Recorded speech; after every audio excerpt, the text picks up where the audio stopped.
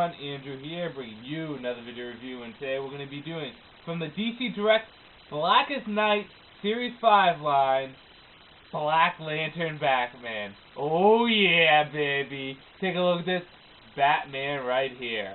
Now, as you can see, this figure is still in packaging, and as I've been doing with my DC Direct figures lately, so I've been doing kind of a short bio on the figure, and then I would open it up and give you guys my first impression.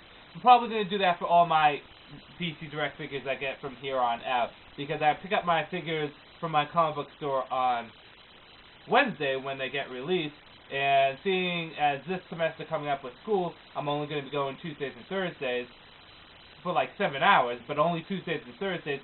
I'm going to keep the same kind of uniform pattern when picking up figures. I'm going to buy them, get them in package, review a bio of them, and then do the figure, give a first impression. So let's talk about Black Lantern Batman. Black Lantern Batman. Now, Blackhand took the skull of Bruce Wayne and used it to distribute Black Lantern rings. That's basically the gist for Black Lantern Batman. And then eventually in the comic, he says Bruce Wayne rise, and he comes out as a Black Lantern, and for about like 2 panels, and then turns back into a skull. That's about it. Now, the interesting thing to note is this isn't actually Batman, but one of the failed, screwed up clones that, well, Darkseid was creating. So it begs the question, exactly how did Superman get his hands on the clone rather than the real I'm not even going to bother thinking about it. The basic story is this, is that in Final Crisis, Bruce Wayne was hit with the Omega Sanction and turned to dust and sent back in time on his miscellaneous adventure that Grant Morrison is putting him through right now. Superman somehow picked up the wrong body and instead got one of the failed clones, who happened to be charred and burnt just like Batman. Okay, they buried the clone, and the clone became Black Lantern Batman. Yeah, it's kind of confusing. There's not much to talk about Black Lantern Batman. He really only showed up for like 2 panels. And it isn't even really Batman, which kind of sucks. But with that said, I'm going to open this bad boy up, take like 2 minutes just to look at him, and then give my opinion to you guys on him. So, the 1 moment. Actually, 2 moments, but really, who's counting? Okay, so I have Batman out of packaging right here, but before I actually talk about Batman, I want to take the pamphlet right here that's in the packaging with the figure, and they've been doing this a lot with DC Direct figures, and you can just open up the pamphlet and it shows you future waves or future figures coming out. I just want to kind of point out future figures that I want to get and review would be Sapphire Lantern Wonder Woman, Green Lantern Hal Jordan, Red Lantern Mira, and Black Lantern Superman. And that's about maybe Black Lantern Flash, but there's so there are a few other figures that I am going to pick up from this line, and maybe more, I don't know. But let's get into Batman himself. And here is Batman. Take a look at this Batman right here.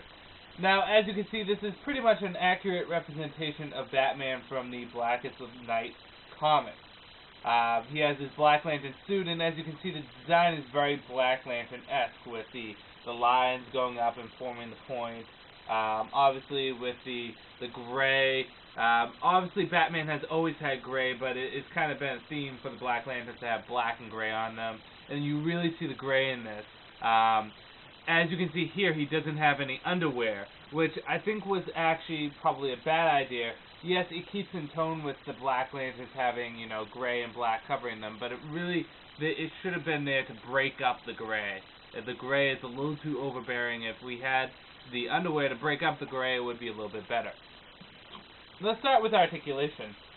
Batman has a full range of articulation. His arm, it can go all the way around, bend at the elbow, at the forearm it can spin, and it can spin at the hand.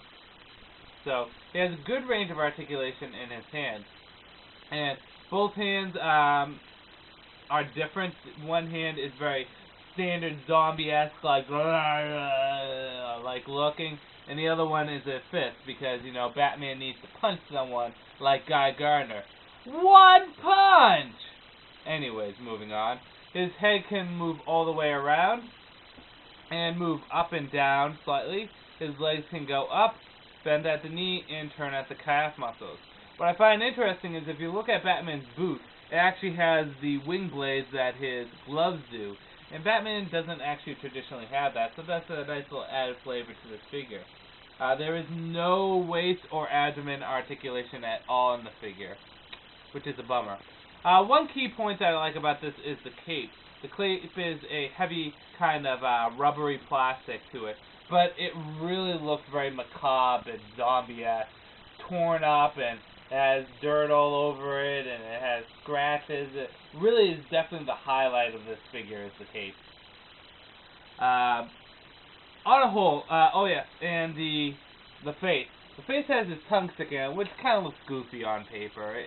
It is a little goofy looking, but he has a nice green, kind of grayish-like skin tone that looks like a zombie, puking kind of look, and obviously decaying. And his eyes are black with white pupils. No bother showing you because my camera sucks. So on to the good, the bad, and whether or not you should get it. Good things. Well, it's a good mold on a whole. It looks like the Batman from Blackest Night.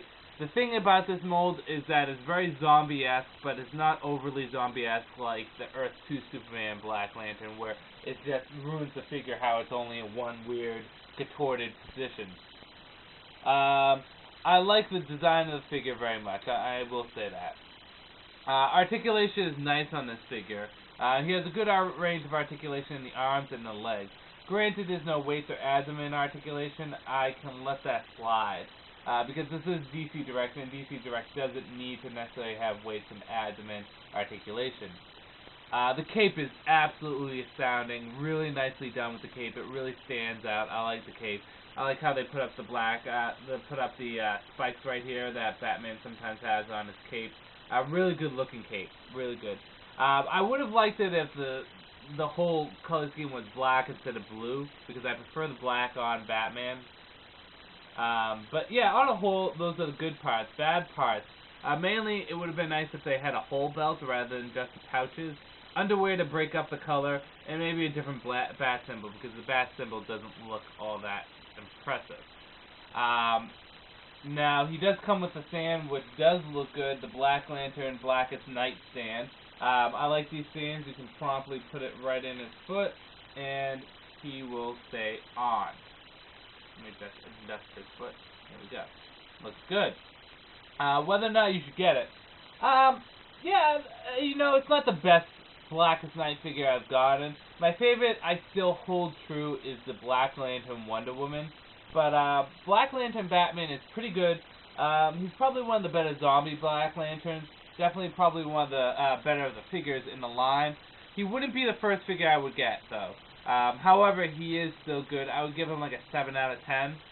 He has some good points to him, but also some faults. I would probably wait and recommend picking him up online for cheaper once the prices go down, or maybe get him at a sale or something like that. But I'm still happy with him. I'm still satisfied with him. He reached the expectations that I set. He did not surpass them, but I mean, I wasn't expecting too much from this figure. It also doesn't help that he's not really Bruce Wayne. But he'll fit nicely with my Green Lantern Batman and soon my Sinestro Corp Batman when that comes out in future waves. So with that said, I'm going to end this review here. Black Lantern Batman, pretty good figure, one of the better ones from the line, but wouldn't be the first one I would pick up. Unless you're a Batman fan like I am, then you probably will go out of your way for it. But for a general collector, I would recommend picking up some other figures first and then jumping onto this figure. So with that said, this is Andrew saying, peace out for now.